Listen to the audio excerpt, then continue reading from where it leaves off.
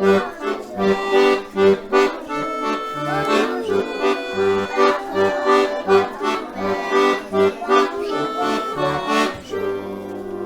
il y en a qui n'ont pas beaucoup chanté.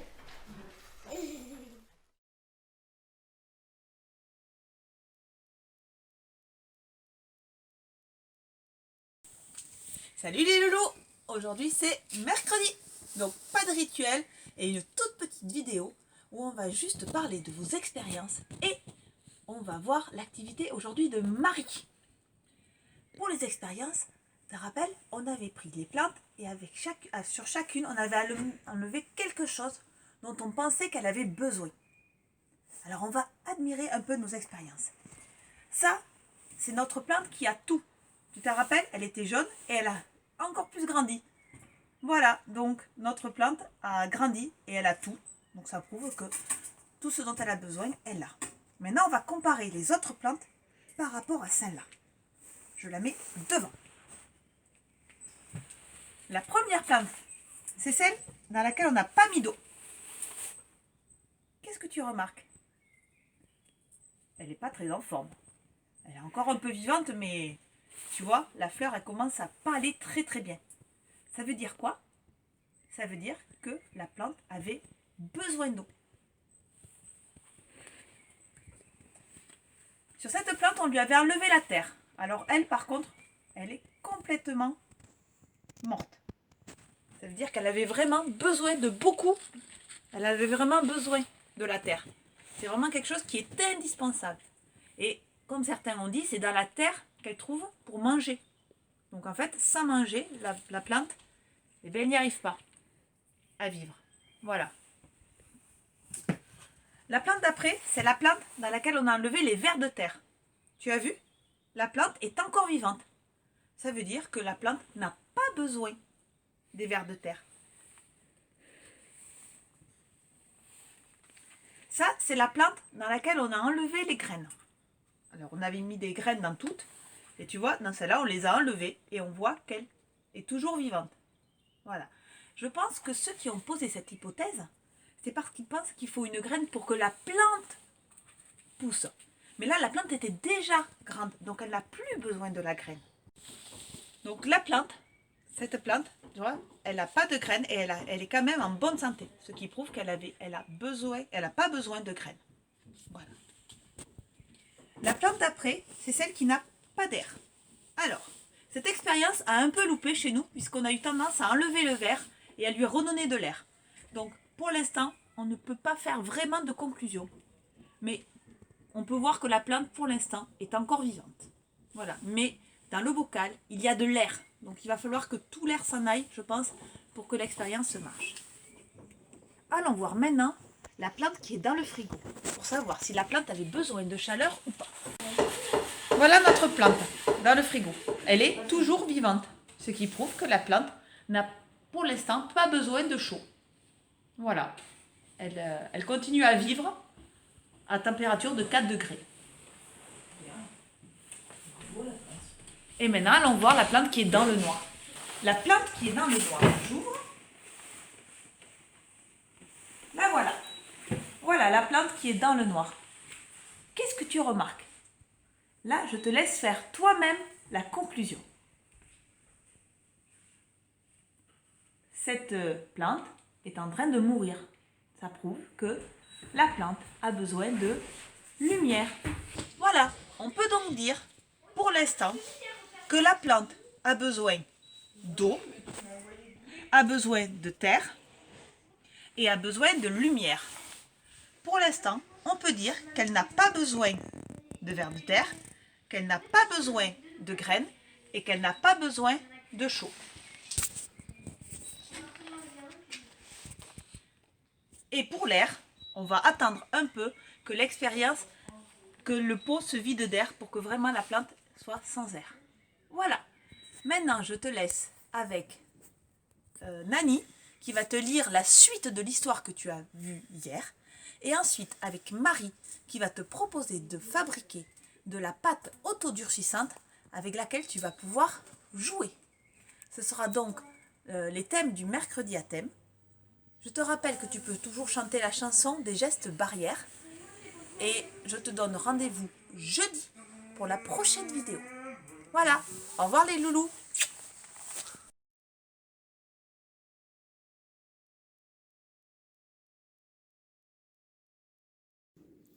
Tu as aimé le petit bateau de Petit Ours? Eh bien, comme promis, voilà la suite. Le grand bateau de Grand Ours. On y va?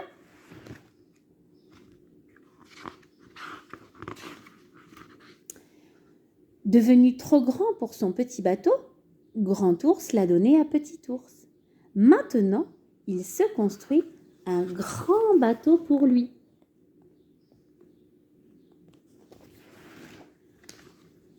Je voudrais qu'il soit exactement comme mon petit bateau, mais en plus grand, explique Grand Ours à sa maman.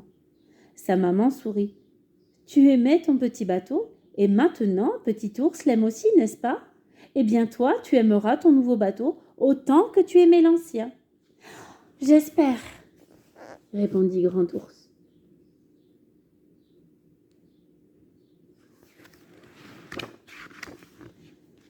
Il travaille dur et bientôt, son grand bateau est terminé. Tu es exactement comme je t'imaginais en rêve, dit-il tendrement. Il est grand.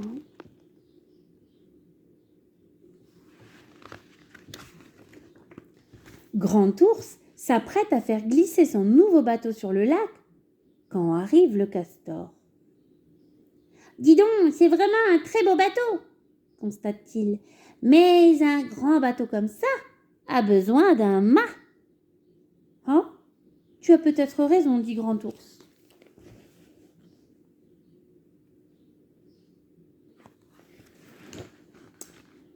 Il fixe un mât à son bateau et y attache une voile.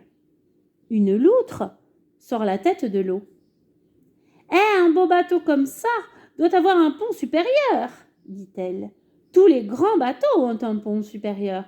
Tu pourras t'y asseoir pour observer le coucher du soleil sur le lac et voir la lune apparaître. Ah, tu as peut-être raison, dit Grand Ours.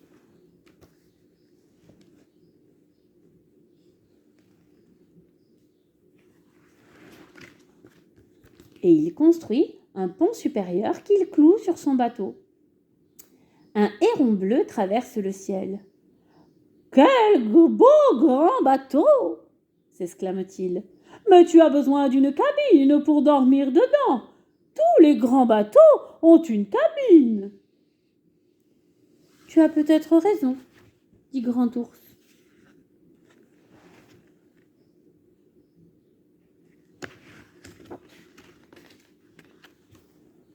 Et il fabrique une cabine qu'il installe sur son grand bateau. Puis il recule de quelques pas et regarde. Oh, quel horrible grand bateau! Le mât penche, le pont gondole, et la cabine est de tout guingois.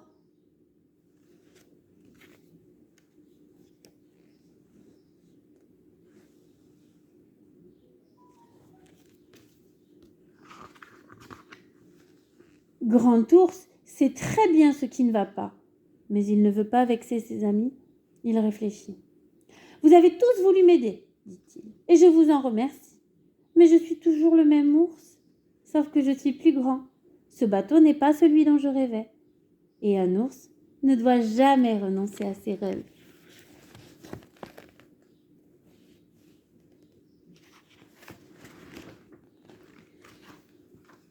Tu as peut-être raison, dit le castor. La loutre hoche la tête. Ouais, je suis d'accord. Le héron bleu tend son long cou. Sans aucun doute.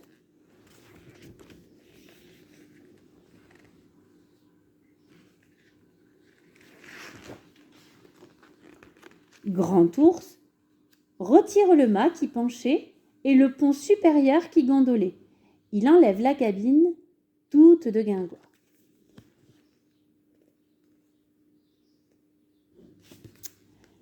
Et il sourit à son grand bateau.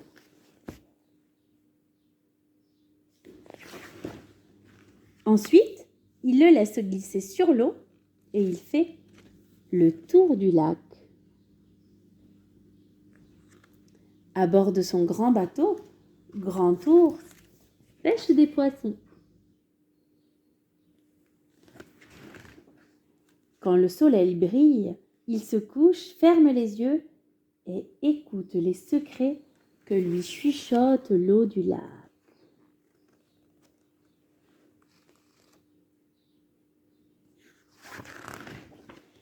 Quand la nuit tombe, il observe le soleil qui se couche et la lune qui réapparaît. Parfois, une étoile filante traverse le ciel. Un jour, Grand Ours croise Petit Ours dans son petit bateau. Petit Ours lui fait un signe et Grand Ours lui répond.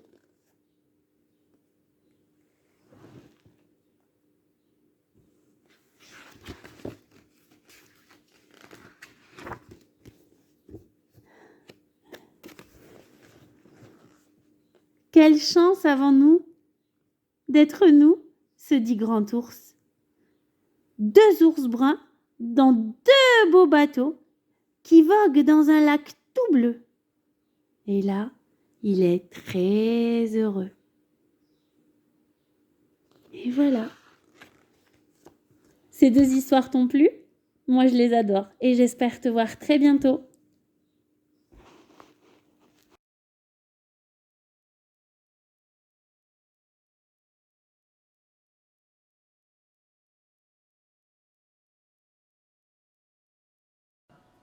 Alors, pour fabriquer la pâte autodurcissant, on va verser une dose de fécule de maïs,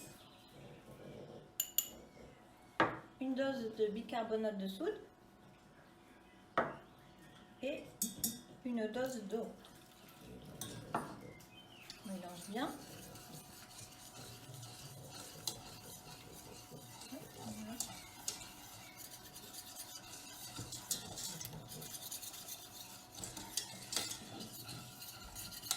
Alors, quand c'est comme ça, on peut mettre sur le feu moyen.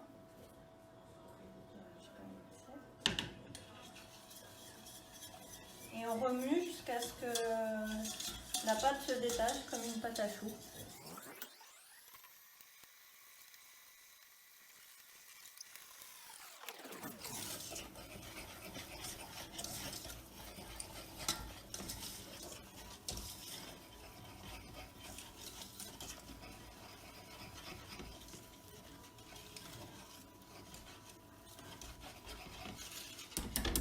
Alors ça y est, la pâte se détache. Une petite cuillère.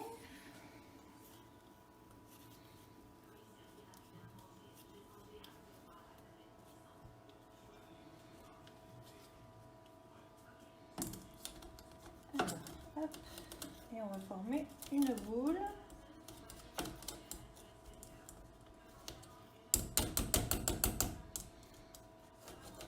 Et de ne pas en perdre.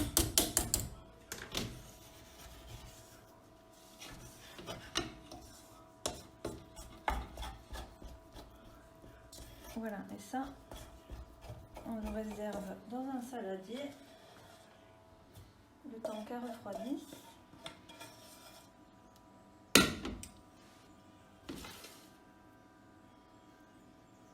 Et surtout, on la couvre pour pas qu'elle dessèche. Voilà, notre pâte est prête. On va pouvoir commencer à créer.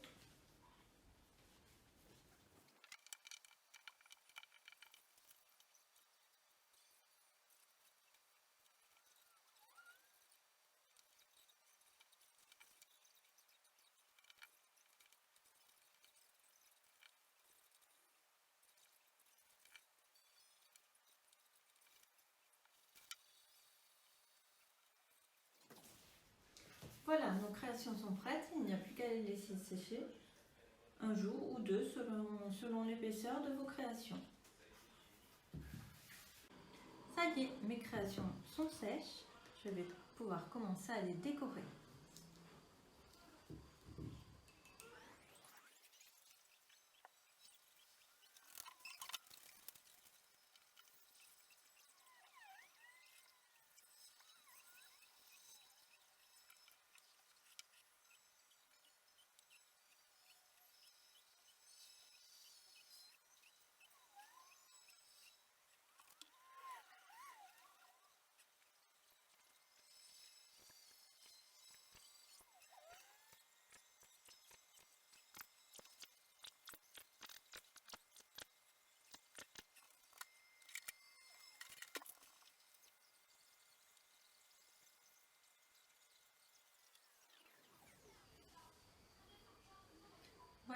amuse-toi bien et envoie tes photos.